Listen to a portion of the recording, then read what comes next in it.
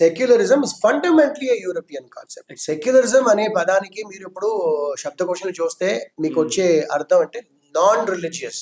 Exactly. But మనం ఏం చేస్తున్నాం, ఆల్ రిలీజన్స్ ఆర్ ఈక్వల్ అన్నట్టు మనం ఎగ్జాక్ట్ గా ఆల్ రిలీజన్స్ ఈక్వల్ అనేసాం. But all religions are not being treated equally. Exactly. నువ్వు ఈ భూమి నుంచి వచ్చే ఒక మతం అంటే, అది ధర్మ అంటే మీరు ఏమంటున్నానంటే అలా ఉండకూడదు. Okay, you cannot have equal rights. నువ్వు ఈక్వల్ రైట్స్ గా ఉంటే అది మెజారిటేరియనిజం అంటున్నారు వీళ్ళందరూ. మిగతా వాళ్ళు మన వాళ్ళు అది ఫాలో చేసుకుని శుభ్రంగా ఫాలో చేసుకోండి, ఆరాంగా వాడుకోండి. But church land, waqf land, mosque lands are not controlled by government. But temple lands అన్నది governed by the government. Endowment act, endowment board చాలా ఉన్నాయి, ప్రతి ఒక్క ప్రాంతంలో ఒక చేసింది.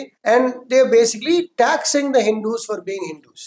సో నువ్వు ఇంట్లో కూర్చొని ఆరాముగా శుభ్రంగా ఎవరికి ఎలాంటి తొందర చేయకుండా పూజ చేస్తూ ఉంటే నిన్ను హిందూ అంటారు. మన బయట వచ్చి ఇది నీ ఇల్లు కాదు, ఇది నా ఇల్లు, ఎందుకంటే ఈ వక్ఫ్ ల్యాండ్ లో ఉంది, ఏముంది, కాకపోతే ఇది ఆక్యుపైడ్ ల్యాండ్ లో ఉంది అని ఒకటి అడిగితే, ఎందుకురా అడుగుతున్నావు, నాకు ఆ డాక్యుమెంట్స్ చూపి, అది డాక్యుమెంట్స్ చూపించకపోతే ఏంటిది నా ఇంటికి వచ్చి చేస్తున్నావు అని అడిగితే దాన్ని హిందుత్వం అంటున్నారు. ఇది తప్పే కదా. It's stupidity.